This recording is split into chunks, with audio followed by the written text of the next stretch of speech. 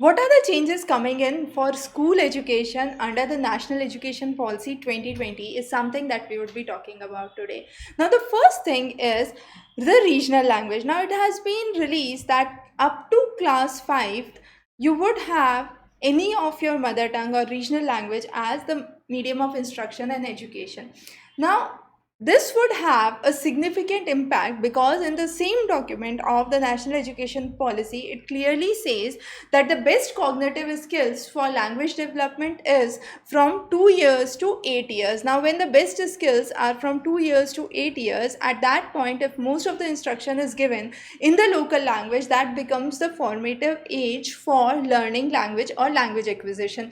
Now, this would not impact the early learners, but definitely those students who are trying to take science or maths in higher standards would be significantly affected by it. The reason being, they have been taught in their local language in the early days, and as a result, when they are progressing towards higher education, it becomes difficult to assimilate concepts, and most of the text that they would find would be in English. Now, that would be a major challenge. However, there is a proposal that from class 6th onwards, there would be a slow and gradual transition towards science and maths in bilingual medium. That means the idea is not to completely shift students to English as a medium of language, but make it bilingual. So that would again have a significant impact.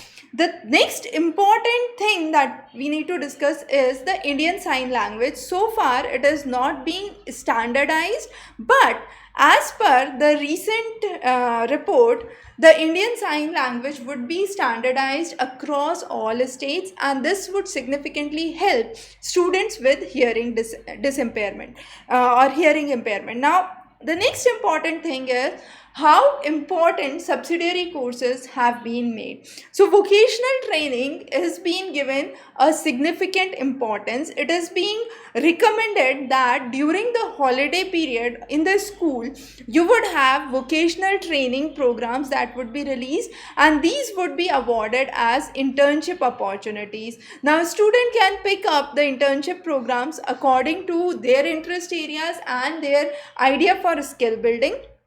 Another important focus is to keep in line with the 21st century development. So, focus on computer coding, artificial intelligence, machine learning, holistic health, and organic living are some of the major aspects that are part of the new ventures under the internship programs. The next important concept that comes is bringing in affordability of school education. To make school education affordable, crowdsourcing has been suggested. So, because of the crowdsourcing, what would happen? The authors would be able to or the experts would be able to bring in content of high quality at the cost, and as a result, affordable PDFs and education would be granted at a minimum rate. Now, NIOS, if you go through NIOS, it has already the boards for 10th and 12th. This has been extended to class 3, 5 and 8. Now, this would be given under the category A, B and C. And the idea is all the programs, all the courses would be available online. Those would be the audio modules, video modules, the PDF text and the electronic text that would be available. So, bringing in affordability of education is another important concept that is being released. The next is how assessments have been transformed. Now, board exams, as we have discussed in our previous lecture, board exams have been reduced in weightage significantly. So that is the first concept, that is the reduction of the weightage. The second is, rather than an annual exam, what would happen? It could be a semester system or it could be a modular exam, but what would be considered is best of all. So if you are taking one exam, you are taking next exam, what would happen? The best of all would be taken into consideration. So any of the exams you are appearing for, let's say you took a main exam and then you took a improvement. So your improvement would be considered, and if your results are better in the improvement, that would be considered towards your final marks. The next important concept that is part of the assessment that they have released is to reduce the role of coaching. So reduce the role of coaching means there is reduction in the rote learning concepts and more focus on what the students have been learning through their introductory lectures, and if they have been regularly attending the school, they would be able to appear for the board exam. Now again, there are two means for it. First is government would significantly reduce its expenditure on conducting the board examinations, checking of the copies and so on. This would be replaced by a common entrance exam which would be conducted by NTA, a self-funding body. So definitely the fees would significantly be higher for NTA as compared to your board examinations. But on the same time, the fees that are going for coaching institutes would be significantly reduced. So that is another important criteria that we need to understand here. Next important benefit would be flexibility and choice system. So more flexibility in choosing the programs, more flexibility in opting for various choices would be given. Now as we mentioned, the role of NTA would be significantly enhanced. Government would hand over all the exam taking responsibilities to NTA, the National Testing Agency, and this testing agency would offer a common aptitude test and a common entrance test that would be there, and that would be one single exam for entry to universities.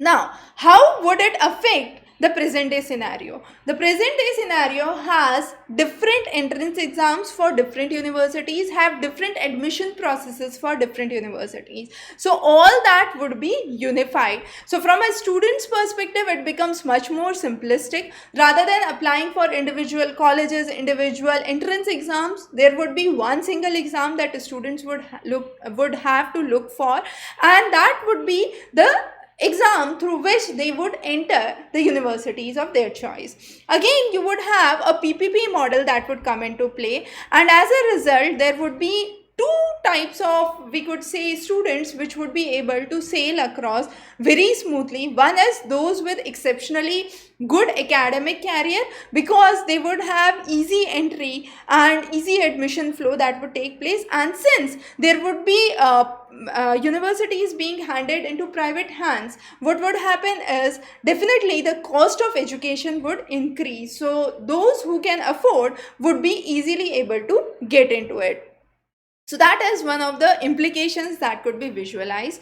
The next important development here is improving the weightage for exams like Olympiads. Now when we say Olympiads, we talk about the regional, national and international Olympiads, like those conducted by the Homi Bhabha Center, not those the private Olympiads at the school level. But yes, NTSC is one of the exams that would be taken into consideration. So all important competitions would be the basis for admissions into IITs and NITs and other major technical institutions. This was not the criteria up to day. So that is one of the major developments that have taken into account, improving the advantage for students who have been having a good academic throughout their education system. The next is the process of recruitment. Now the sole idea here is to check the quality of teachers. The focus is to bring in outstanding teachers, not only in the urban areas but also in the rural and the backward areas, the Jawahar Vidyalayas. So that is one of the ideas. Now to strengthen this idea, what is being done is all the substandard teacher education institutions, which are known as TEIs, would be shut down. So shutting down of thousands of the teacher education system which were substandard would be done. The next important thing is no para teachers would be hired. Now para teacher means those teachers which are hired on a short term contract. So all the teachers who are hired on a short term contract would no more be the scenario. only outstanding teachers with excellent academic track would be recruited across the various educational institutions. There would be a merit-based scholarship system which would be applicable for students to apply for a 4-year integrated B.Ed program. So to be eligible to teach into schools, you would have an integrated 4-year program for B.Ed that would be released. Other programs, the 2-year B.Ed and 1-year B.Ed would exist, but for a 2-year B.Ed, what would be the required degree? A minimum required degree would be a bachelor's, and for a 1-year B.Ed, if someone wants to pursue, it would be either 4 years of bachelor's program or a master's degree that would be required. So that is the basic requirement that would be taken into account. Again, to make sure that teachers are continuously putting in effort, there would be a criteria of minimum 50 hours of continuous professional development, which would be known as CPD, continuous professional development, that would be taken into account. The sole idea would be strengthening a system where latest pedagogies are involved to strengthen the foundational skills, the foundational literacy skills, numeracy skills, and find out a competency based learning system. So that is another important criteria. So overall, we could say, what we could say here is that teacher education for schools would be much more strict, would be much more disciplined and much more difficult than what it has been today. All the substandard teaching institutions would be shut down. The next is establishment of National Professional Standards for Teachers, NPST. Now this is again a move to check the teachers' ranking and to have a continuous evaluation for teachers.